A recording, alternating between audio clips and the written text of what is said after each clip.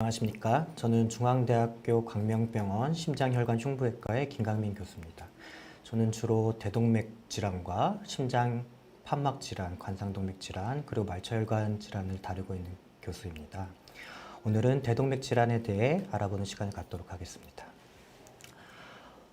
대동맥 질환은 응급 상황이 발생하기 전까지는 아무런 증상이 없다가 갑작스럽게 응급 상황이 되는 경우가 많은데, 이러한 대동맥 질환에 대해 간략하게 설명하는 시간을 갖도록 하겠습니다. 최근 대동맥 박리 환자가 스스로 사망했다는 기사가 있었습니다. 대동맥 박리를 포함해 대동맥 질환자의 수는 매년 늘고 있는데, 이는 노인 인구가 늘어나는 현상과도 관련이 깊습니다. 대동맥 질환은 대부분은 퇴행성 질환으로 노화와 연관이 있기 때문입니다. 2005년에는 대동맥 박리 환자 수는 2005년에 인구 10만 명당 3.29명에서 발생을 하였고, 2015년에는 10만 명당 4.82명에서 발생하여 대동맥 박리 발생률이 10년 사이에 46%가 증가하였습니다. 환자 수는 1200명에서 2100명으로 10년 사이에 약 70%가 증가하는 급격한 성장세를 보이고 있습니다. 복부 대동맥류 환자도 2009년에서는 570명, 2018년에서는 약 1760명 정도가 복부 대동맥류로 치료를 받아 환자 수는 210%가 증가하였습니다. 더 주목할 만한 사실은 개복 수술은 크게 변화가 없었지만 스텐트 시술인 이반은 4배 이상 증가하였는데, 그 대부분의 환자는 60세 이상의 고령 환자에서 증가했다는 사실입니다. 흉부 대동맥류 환자도 꾸준히 증가하고 있습니다. 2018년에 18,000여 명에서 2022년 24,000여 명으로 한 해 2만 명이 넘는 환자가 흉부 대동맥류로 입원 치료를 받고 있고, 3년 사이에 33%가 증가하는 급격한 성장세를 보이고 있습니다. 이렇게 우리 몸의 가장 중요한 혈관인 대동맥에 발생하는 질환이 꾸준히 증가하고 있어 사회적으로 부담이 되고 있는 현실입니다. 따라서 오늘은 대동맥 질환들의 기본적인 내용을 설명드리고, 그에 따른 치료, 수술 후 관리법 등에 대해 설명드리도록 하겠습니다. 급성 대동맥 증후군입니다. 급성 대동맥 증후군은 세 종류의 질환, 대동맥 박리, 대동맥 병내 혈종, 관통성, 축상, 경화성 궤양을 포함하는 증후군인데, 병이 발병한 지 2주 이내의 질환을 뜻하게 됩니다. 대동맥은 내막, 중막, 외막의 세 겹으로 이루어진 파이프 형태의 혈관입니다. 대동맥 박리는 이 혈관의 가장 안쪽층인 내막이 기계적인 스트레스에 의해 파열이 되고, 그 파열된 틈으로 혈액이 유출되면서 내막과 외막 사이로 피가 들어가게 됩니다. 따라서 이제 종이 2장이 붙어 있던 것이 벗겨지듯이 분리가 되게 되는데, 이 현상을 박리라고 부르게 됩니다. 대동맥 박리의 원인은 혈관을 구성하고 있는 근육세포, 결합 조직에 이상이 생기고, 기계적 스트레스가 더해짐으로써 발생하게 되는데, 죽상경화증, 고혈압, 고지혈증, 흡연과 같은 퇴행성이 위험인자로 되어 있기도 하고, 태어날 때부터 근육세포와 결합 조직의 이상이 형성에 관여하는 유전자에 이상이 생긴 유전질환, 에 의해서 발생하기도 합니다. 또한 기존에 가지고 있던 대동맥류, 병내혈종, 대동맥 궤양에 의해서도 대동맥 박리로 진행하게 되기도 합니다. 대동맥은 우리 몸 전체에 피를 보내주기 위해 심장에서 위쪽으로 출발하여 지팡이 모양으로 굽어진 후에 아래쪽으로 내려가게 됩니다. 대동맥 판막과 접해 있으면서 심장에 혈액을 공급해주는 관상동맥이 나가는 뿌리 부분을 대동맥 근부라고 하고, 상행 대동맥이 되어 몸의 위쪽으로 향하였다가 지팡이의 손잡이 부분이 되는 대동맥 궁이라는 곳에서 양쪽 팔과 머리 쪽으로 혈액을 공급해주게 됩니다. 아래쪽으로 내려가면서 하행 대동맥이 되어서 가슴과 배를 지나가면서 척수, 복강내 장기, 다리에 혈액을 공급해주게 됩니다. 앞에서 본 해부학적 분류에 따라 상행 대동맥을 침범한 대동맥 박리는 A형 대동맥 박리라고 하고, B형 대동맥 박리는 하행 대동맥만을 침범한 박리를 뜻합니다. 최근에는 non-A, non-B 타입 대동맥 박리가 추가되었는데 상행 대동맥은 보존된 상태에서 대동맥궁을 침범한 박리를 뜻하게 되고 A형과 B형의 중간 정도의 응급도를 가지게 됩니다. 대동맥 박리가 일어나면 내막과 외막이 분리되면서 원래 피가 흐르던 공간인 진성내강과 내막과 외막 사이가 분리되어 새롭게 만들어진 가성내강으로 나누어지게 되는데 가성내강에 혈전이 생기면서 피가 통하는 것을 막거나 가성내강의 압력이 증가하여 진성내강이 쪼그라들면서 장기들의 혈액이 공급되지 않는 관류장애, 허혈이 생길 수가 있습니다. 관류장애 허혈은 대동맥이 연결된 심장, 머리, 그리고 다리 끝까지 어느 부위의 혈관에서든지 나타날 수가 있기 때문에 정말 다양한 증상이 발생할 수가 있습니다. 안타깝게도 대동맥 박리는 병원에 도착하기 전에 40% 환자분들이 사망한다고 알려져 있습니다. 대동맥 박리가 일어날 때는 혈관이 찢어지면서 통증이 발생하게 되는데 대부분 환자에서 평생 한 번도 겪어보지 못한 극심한 찢어지는 듯한 통증이 가슴, 앞가슴, 날개뼈 사이 등에서 느끼게 됩니다. 대동맥 박리가 진행됨에 따라서 통증의 위치가 가슴에서 등으로 혹은 등에서 가슴으로 옮겨가는 경우도 있습니다. 원래 세 개이던 대동맥이 박리가 되면서 바깥쪽에 외막만 남아있기 때문에 약해진 혈관벽이 터지면서 피가 심장을 눌러 심낭 압전이 생기면 가슴을 누르는 듯한 통증이 발생하기도 하고 흉곽으로 피가 새서 실혈이 일어나면 저혈압 및 쇼크, 사망에 이르기도 합니다. 앞서 관류장애에 대해 설명드렸는데 피가 통하지 않는 허혈 증상에 따라 여러 가지 증상이 발생하게 됩니다. 관상동맥에 혈액이 공급되지 못하면 심근경색 즉사가 발생하면서 가슴을 쪼이는 듯한 통증이 발생하기도 하고 머리의 혈관에 피가 잘 공급되지 못하면 뇌경색, 반신마비, 실신, 의식소실 등이 발생할 수가 있는데 특히나 의식소실이 발생한 경우에는 초기에 통증 같은 증상에 대해서 의료진들이 알 수가 없기 때문에 뇌 병변만을 검사하다가 정확한 진단이 늦어지는 경우도 생기게 됩니다. 척수가 허혈이 생기면 하반신마비가 일어날 수가 있고 장허혈에 의한 복통, 콩팥, 간 혈관이 막혀 콩팥부전, 간부전 등의 증상이 생길 수가 있습니다. 또한 양쪽 다리로 가는 혈류가 관류장애가 생기면 하지마비, 하지의 통증, 감각소실도 일어날 수가 있습니다. 오른쪽 사진은 우리 병원의 응급실에 내원했던 A형 대동맥 박리 환자의 CT 사진입니다. 환자분은 초기에 등 쪽의 통증을 호소하였고 나중에는 양쪽 다리가 마비되는 증상을 호소하였는데 보시면 대동맥 박리가 찢어져 있는 듯한 혈관 모양이 나타나고 다리로 가는 혈관이 차단되어 있는 것을 볼 수가 있습니다.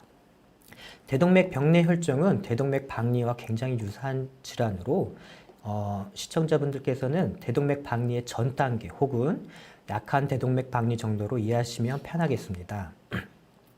대동맥 박리와 다른 점은 대동맥 병내 혈증에서는 내막 파열이 없이 중막에 피가 나면서 혈액이 고여 부풀어 있는 모양을 나타나게 되는데 오른쪽 사진처럼 대동맥 주변으로 초승달 모양의 혈정이 관찰되게 됩니다.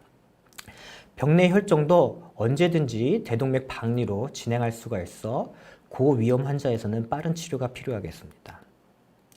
관통성 죽상 경화성 궤양은 대동맥벽에 저는 환자분들께 혈관 찌꺼기들이라고 말씀을 드리는데 죽상 경화반에 의해 딱딱해진 혈관벽이 기계적 스트레스에 의해 손상이 되고 중막까지 궤양 모양으로 파이게 되면서 형성이 됩니다.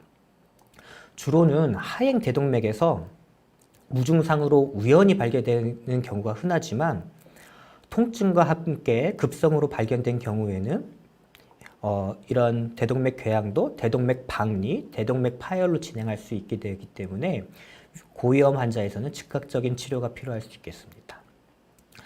만성질환에서는 대동맥류가 가장 대표적인 대동맥 만성질환이 되겠습니다. 동맥류라는 질환은 동맥이 풍선처럼 늘어나는 질환인데 정상 혈관의 크기의 50% 이상을 늘어났을 때 동맥류라고 하게 됩니다.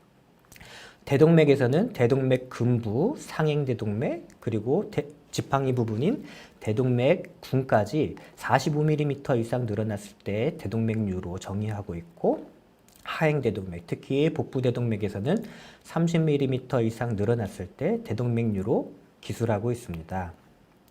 대동맥 자체는 웬만큼 늘어나지 않고서는 대부분 무증상입니다. 하지만 상당히 큰 크기로 대동맥이 늘어났을 때는 주변 장기를 압박함으로 인해서 불편감, 답답함을 호소할 수가 있고, 주변에 지나다니는 신경을 눌러서 쉰 목소리, 살해 들림 등의 증상이 나타날 수가 있습니다.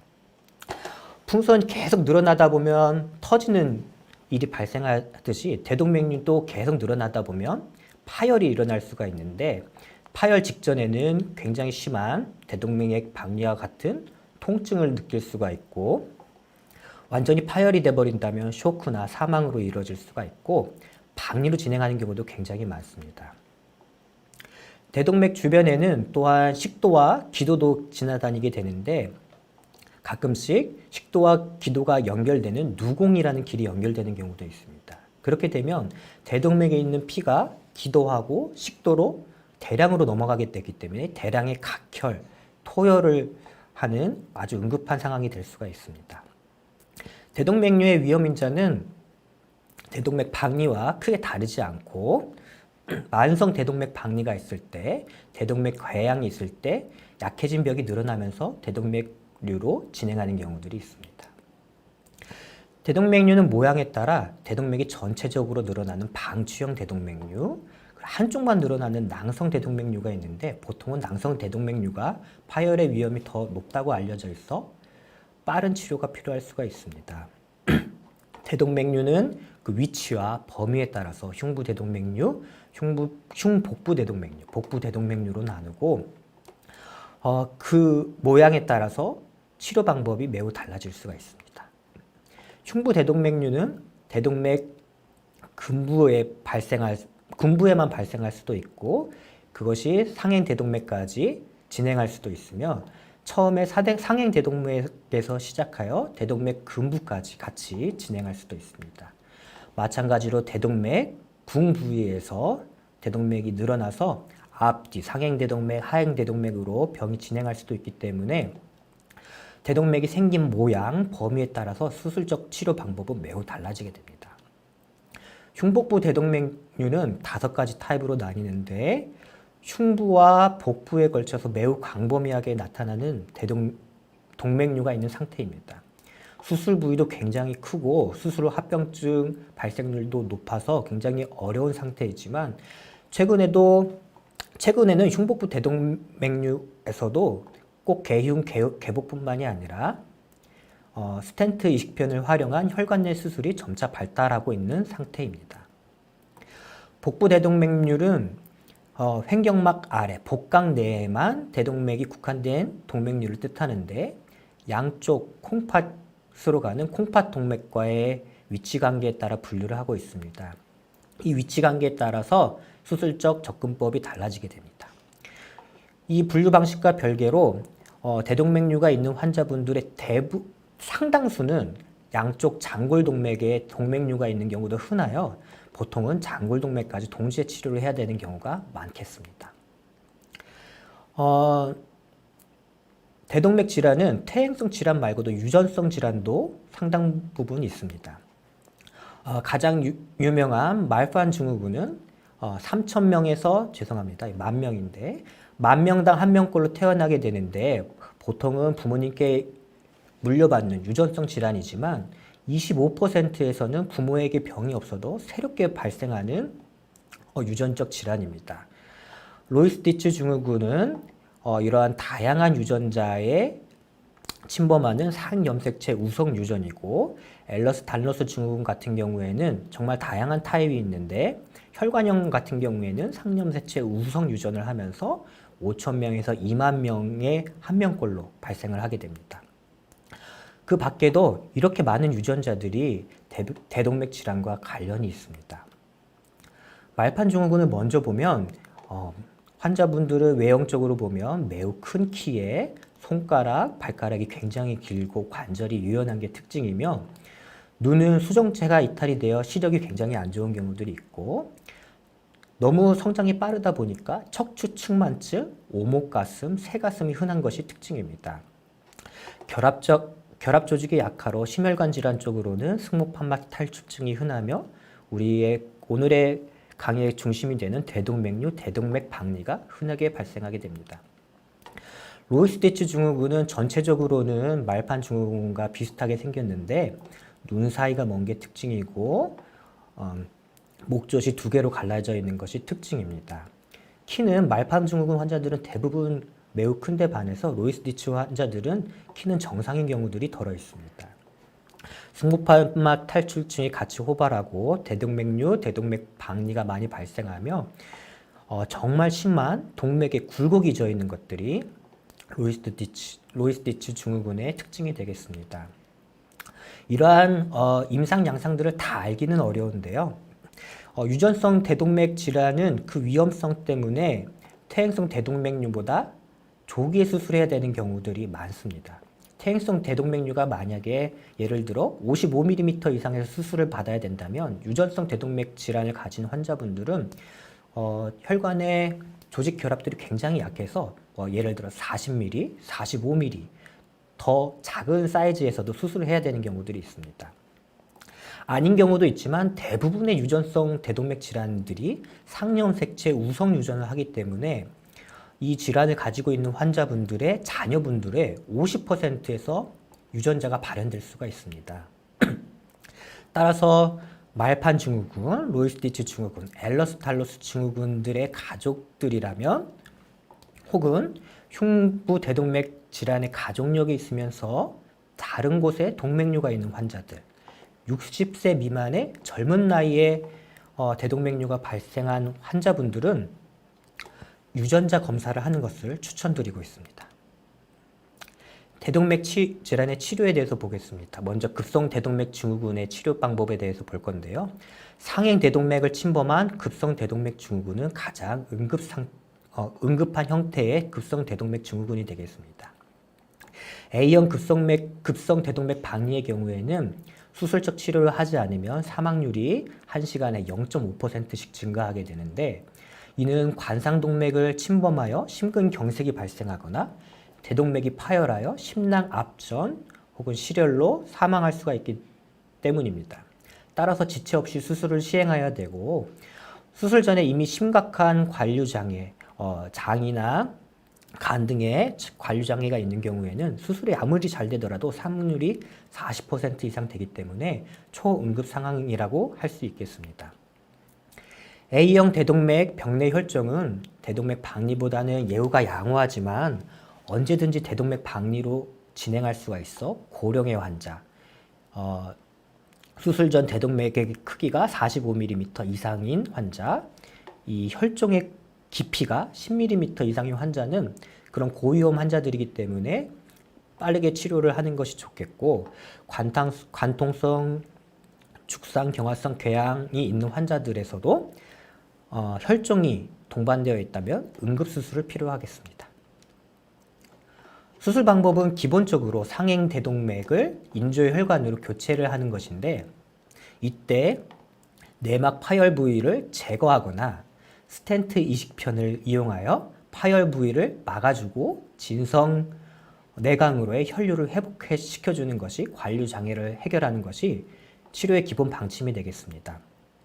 따라서 대동맥 박리 범위와 내막 파열의 위치에 따라 상행 대동맥만을 치료하기도 하고 상행 대동맥과 대동맥 궁을 같이 혹은 대동맥 근부를 같이 치료하기도 합니다. 또한 최근에 발달된 기술인 프로즌 엘리파트 트렁크라고 하는데 이러한 모양의 스텐트 이식편, 스텐트를 추가적으로 넣어서 내막 파열 부위를 막아줄 수가 있게 되겠습니다. 넌A, 넌B 타입의 대동맥 박리는 대동맥 궁이 박리가 된 것인데 CT상에서 내막 파열의 위치를 확인 불가할 때는 약물 치료만 할 수도 있지만 대동맥 파열 부위가 대동맥 궁에 있으면 개용적 수술적 치료를, 하행 대동맥의 내막 파열 부위가 있다면 시술이 적합한 경우에는 개용이나 개복을 하지 않고 다리 혈관을 이용해서 혈관 내로 스텐트를 집어넣는 흉부 혈관 내 대동맥 수술을, 이게 보통은 시술하는데 부적합한 모양을 가지고 있다면 또한 개용 수술을 해볼 수가 있겠습니다. 하행 대동맥에 대동맥 박리가 일어난 B형 대동맥 박리의 경우에는 복잡 박리라고 하는데요. 여러 가지 합병증이 일어난 상태입니다. 관류 장애가 있을 때, 대동맥이 완전히 파열됐을 때, 적절한 약물 치료에도 통증이 지속되거나 혈압이 조절되지 않을 때는 즉각적으로 치료를 해야 되는데 혈관 내 수술이 우선적으로 고려가 되고, 시술이 부적합한 경우에는 개용 수술을 고려해 볼 수가 있겠습니다. 또한 이러한 고위험 모양을 가진 B형 대동맥 박리 환자에서는 복잡 박리, 합병증이 동반되어 있지 않다면 즉각적으로 치료를 할 필요는 없지만 보통 3개월 이내에 시술을 하라고 권고하고 있습니다. 이러한 모양이 없는 저위험 환자에서는 약물 치료를 하면서 경과 관찰을 해볼 수 있겠습니다. 개용 수술과 혈관 내 수술의 장단점을 비교해 보면, 개용 수술은 상행 대동맥 및 대동맥 근부를 수술 가능한 근치적 치료 방법이 되겠지만, 수술할 때 심장을 정지시켜야 되고 온몸에 피가 흐르지 않은 순환 정지라는 작업이 꼭 필요하게 됩니다. 따라서 몸에 피가 돌지 않게 되면서 허혈성 장기 손상의 가능성이 언제나 존재하게 되기 때문에 위험성을 내포하고 있습니다. 또한 환자분들의 수술 시간도 오래 걸리고 회복 기간도 오래 걸리는 게 단점이 됩니다. 혈관 내 수술은 굉장히 짧은 수술 시간과 짧은 회복 기간, 낮은 수술 후 합병증 발생률이 있기 때문에 굉장히 좋아 보이지만, 앞에서 잠깐 설명드렸던 것처럼 모양 자체가 혈관 내 수술을 하기 어려운 경우들이 있고, 특히 A형, 그러니까 상행 대동맥을 침범한 질환에서는 사용이 불가해서 적절하게 상황에 맞게 사용하는 것이 방법이 되겠습니다. 대동맥류는 응급 상황이 생기기 전에는 대부분 약물 치료로서 더 이상 크기가 증가하지 않게 되는 게 주 치료가 되겠습니다. 혈압 조절을 하고 고지혈증을 치료하여 대동맥이 더 이상 늘지 않게 방어하는 것이 주된 목적이 되겠고, 대부분 무증상이기 때문에 언제 증상이 발생할지 알 수가 없어서 주기적인 CT 촬영이 권고되고 있습니다. 여러 연구 결과들에서 상행 대동맥류는 5.25cm가 넘어가거나 5.75cm가 넘어가면 대동맥 박리, 대동맥 파열 등의 합병증이 많이 발생한다고 알려져 있고, 하행 대동맥은 6cm 이상 6.5cm가 넘어가면 대동맥 박리, 대동맥 파열로 진행하는 경우가 많다고 알려져 있기 때문에 일반적으로 시청자분들은 55mm가 넘어가면 수술이나 시술적 치료를 꼭 해야 된다고 알고 계시면 편하겠습니다. 더 작은 사이즈의 대동맥류가 있는 경우에도 수술이나 시술이 필요할 수가 있는데, 환자의 상태, 동반질환 여부, 그리고 아까 잠깐씩 말씀드렸던 해부학적 위험 요소, 그리고 유전질환이 있을 때도 는 55mm가 되지 않더라도 40mm, 45mm, 50mm에서도 꼭 수술이 필요할 수가 있습니다. 왜냐하면 이런 환자들은 위험 요소들이 있기 때문에 좀 더 작은 사이즈에서 합병증들이 발생하는 경우들이 있습니다. 하행 대동맥 경우에도 개용 개복 수술, 그리고 혈관 내 수술, 아니면 이렇게 개용 수술과 혈관 내 수술이 합쳐진 하이브리드 수술, 여러 가지 방법을 고려할 수가 있기 때문에 이거는 주치의 선생님들하고 잘 상의하셔서 환자 특성에 맞는 개별적 접근이 필요하겠습니다. 수술 후 관리입니다. 수술 후에도 혈압 조절, 고지혈증 치료가 주요한 치료가 되겠습니다. 젊은 환자분들의 경우에는 수술 후에 운동을 해야 되는지 물어보는 경우들이 많이 있는데, 운동을 아예 하지 않는 것은 권고하고 있지 않습니다. 하지만 개인별로 체력 수준이 전부 다르기 때문에 위험, 이익을 고려하여 고려한 운동이 추천되고 있습니다. 보통은 주 3, 4회에 중강도 중강도 동적 운동을 하라고 권고를 하고 있는데 이러한 운동들은 걷기, 짧은 달리기, 야구, 소프트볼 등이 되겠고 축구나 아니면 헬스 같은 운동은 권고하고 있지 않습니다. 특히나 무거운 중량을 이용한 근력 운동, 부딪힐 수 있는 스포츠, 예를 들면 축구 같은 것은 합병증들을 발생할 수 있기 때문에 꼭 하지 말라고 권고하고 있습니다. 마지막으로 정리를 드리겠습니다. 대동맥 질환은 오늘 강의 제목에서 알 수 있듯이 응급 상황이 생기기 전에는 보통 무증상입니다. 갑작스럽게 증상이 발생하면서 응급 상황이 발생하게 되는데 극심한 통증이 있을 때는 반드시 응급실 와서 검사를 해보시는 게 좋겠습니다. 급성 대동맥 증후군, 특히 상행 대동맥의 병변이 있을 때는 응급수술을 해야 되는 상황이고 하행 대동맥의 병변이 있을 때도 관류장애 혹은 대동맥 파열 등 여러 합병증이 동반되었을 때는 병내혈정, 대동맥 궤양이 있다 하더라도 시술이나 수술을 고려할 수 있겠습니다. 만성 대동맥류 같은 경우에는 수술 전에는 대부분 무증상이고 혈압 조절, 고지혈증 관리를 하는 것이 중요하고 주기적으로 병원에 다니시면서 합병증이 발생하기 전에 적절한 시점에 수술 혹은 시술이 필요하겠습니다. 또한 환자 개별 위험인자에 따라서 40mm에서 55mm까지 적절한 시점에서 수술하는 것이 좋겠습니다. 유전성 대동맥 질환, 가족력이 있는 경우 혹은 너무 젊은 나이에 발병한 경우에는 유전자 검사를 해보시는 것을 권고드립니다. 수술 후에는 저중강도 동적 운동을 하시는 것이 좋겠습니다. 경청해 주셔서 감사합니다. 네, 오늘 굉장히 어려운 질환이 대동맥 질환에 대해서 최대한 쉽게 설명드리려고 노력하였는데요. 대동맥 질환의 이해에 도움이 되는 시간이 되었으면 좋겠습니다. 네.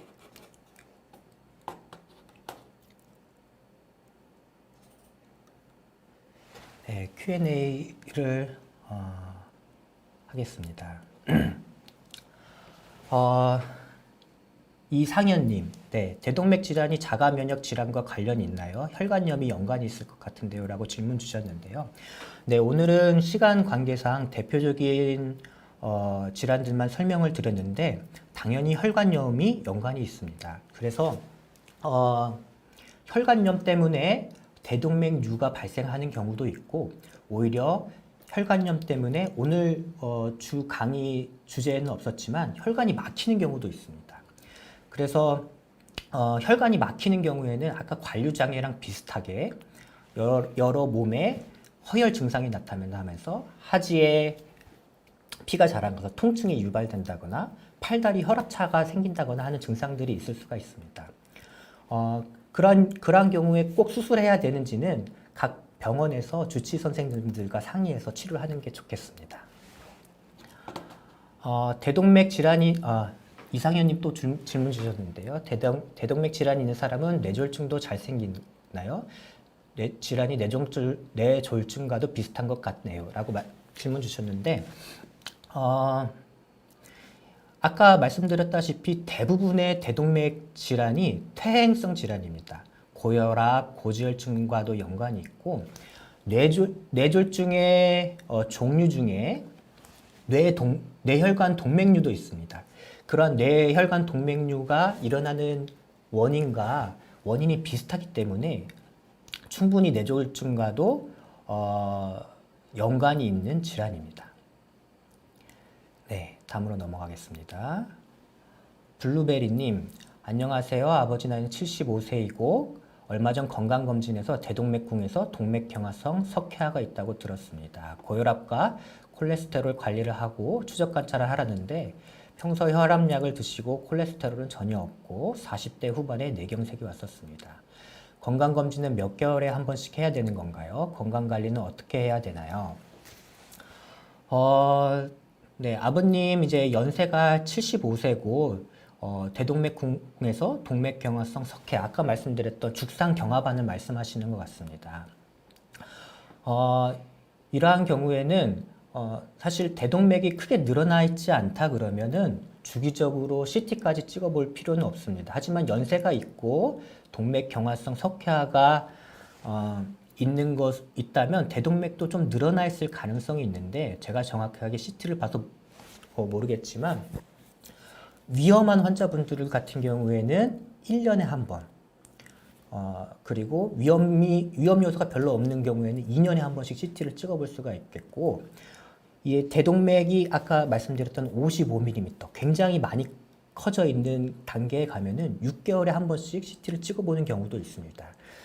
정확하게는 진료를 보셨던 주치의 선생님하고 건강검진 일정을 조율하시는 게 좋겠습니다.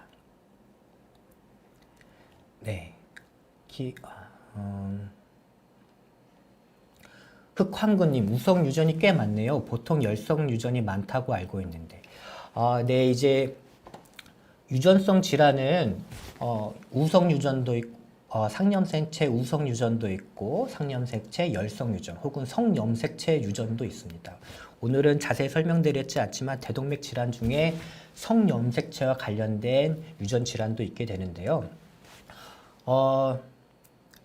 이제 아까 그 표에서 자세히 보면은 대동맥 질환과 연관이 있는 유전 질환은 대부분 우성 유전이 많습니다. 그래서 특히나 가족 중에 유전 질환을 진단받은 대동맥 질환이 있을 때는 가족분들도 한 번씩 유전자 검사를 받아보시는 걸 권고하고 있습니다.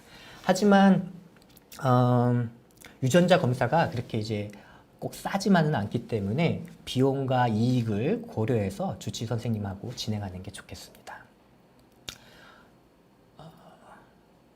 블랙펄님, 그렇다면 고혈압이 있고 혈압이 많이 높으면 CT 같은 걸 미리 좀 찍어봐야 하나요? 꼭 그렇지만은 않습니다. 고혈압이 있고 혈압이 있다고 하더라도 대부분의 환자분들은 돌아가시는 데까지 대동맥이 늘어나는 경우는 잘 없습니다. 이제 엑스레이에서 대동맥이 늘어난 경우를 볼 수가 있는데 정확하게 알 수는 없습니다.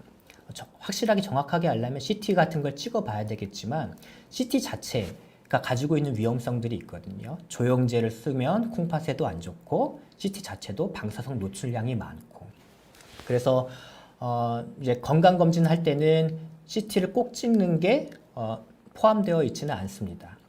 하지만 여러 위험 인자들이 있다면 주치의 선생님과 같이 상의해서 찍어볼 수는 있겠습니다. 하지만 꼭 건강검진에서 CT를 찍어보는 걸 권고하고 있지는 않습니다. 이상현님, 대동맥 질환이 있으면 다른 인체 혈관에도 그런 질환이 생길 수 있나요? 이상현님, 아까 전에 혈관염 같은 이제 질환을 여쭤보셨던 것 같은데, 혈관염이 있다 그러면 혈관염 종류에 따라서 작은 혈관을 침범하는 혈관염도 있고 큰 혈관을 주로 침범하는 혈관염도 있습니다. 그리고 아까 보여드렸던 유전질환들도 유전질환에 따라서 혈관을 침범하는 정도가 다를 수가 있습니다. 하지만 혈관에 문제가 생긴다면 다른 혈관에도 문제가 생길 확률이 당연히 없는 환자분들보다는 높다고 해야 알 수가 있고, 퇴행성 변화 같은 경우에도 결국에 고지혈증, 고혈압 등으로 인해서 혈관이 딱딱해지면서 문제가 생기는 병이기 때문에 대부분의 혈관에 문제가 동반되는 경우들이 많습니다. 특히나 복부 대동맥류 같은 경우는 특히나 죽상 경화증과 연관이 많이 되어 있는데, 그래서 대동맥류 환자분들을 치료할 때는 가이드라인에서도 관상동맥 혈관을 꼭 검사하라고 되어 있습니다. 이처럼 다른 혈관들도 안 좋은 경우들이 많이 있습니다. 뇌혈관 문제는 이상현님, 뇌혈관 문제는 MRA를 하던데 대동맥도 MRI 되나요? 물론 대동맥도 MRI를 찍어서 검사를 할 수는 있습니다.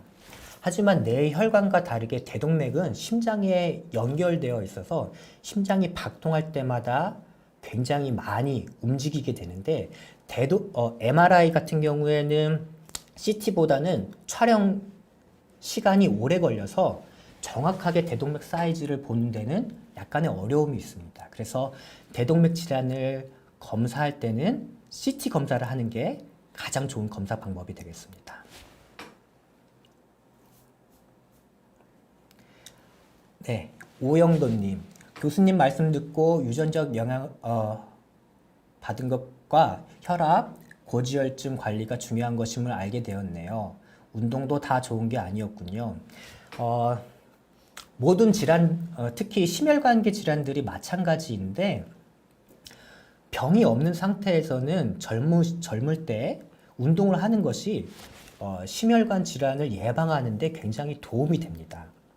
심근경색도 그렇고 대동맥 질환도 그렇고. 하지만 이미 병이 발생한 상황에서는 이 너무 극심한 운동은 오히려 해악이 될 수가 있는데요. 아무리 정상적인 고혈압이 없는 정상적인 사람들이라 하더라도 헬스장에 가서 100kg, 150kg 이런 무거운 중량의 근력 운동을 하면 혈압이 정상적으로 200, 220까지 솟구치게 됩니다. 그러면 대동맥이 많이 늘어나고 약해져 있는 분들은 혈압 때문에 대동맥이 뻥 터지거나 아니면 찢어지면서 박리가 생길 수가 있기 때문에 그렇게 극심한 운동은 피하는 것이 좋겠고, 또한 유전적 질환을 가진 분들은 결합 조직이 굉장히 약해져 있어서 대동맥이 굉장히 약하거든요. 잘못해서 축구를 하다가, 저도 축구를 굉장히 좋아하는데 부딪히게 되면 대동맥이 완전 파열이 돼버릴 수가 있습니다. 그래서 너무 격한 운동, 너무 힘을 많이 쓰는 운동은 하지 않는 것을 권고하고 있습니다. 네, 오영도님, 폐색전증 시술을 받으셨겠죠? 받은 사람은 주의해야 될까요? 사실 크게 관계는 없습니다. 폐동맥과 대동맥은 바로 옆으로 지나가긴 하는데 병의 발병 기전들이 달라서 크게 관계는 없겠습니다. 고혈압이 없어도 대동맥 박리가 생길 수가 있나요? 앞서 말씀드렸던 유전 질환들이나 아니면 혈관염이 있는 경우에는 굉장히 혈관 자체가 약해져 있기 때문에 대동맥 박리가 생길 수 있습니다. 그것 말고도 사실은 저희 응급실에 대동맥 박리로 내원하신 환자분들께 물어보면 환자분들이 본인은 평상시에 매우 건강했다고 하시는 분들이 대부분입니다. 고혈압이나 당뇨, 고지혈증 전혀 없이 병원도 한 번도 안 갔는데 왜 갑자기 나한테 이런 재앙이 생기냐라고 되묻는 분들이 많은데 그런 분들은 사실은 저희가 생각할 때는 고혈압이 있었는데 잘 모르고 지내셨을 가능성이 꽤 많을 것 같습니다. 네, 쭉 말씀을 드렸는데 대동맥 질환, 의사들에게도 굉장히 어려운 질환입니다.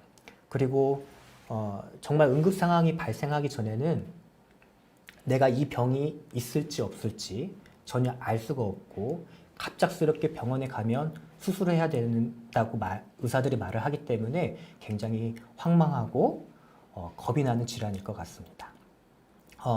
오늘 강의가 시청자분들께 조금이라도 이해하는 데 도움이 되셨으면 좋겠고 저희 광명중앙대 병원 심장혈관 흉부외과 팀 언제나 응급수술 환자분들에게 최선의 진료를 하기 위해 대기하고 있으니까 믿고 맡겨주시면 고맙겠습니다.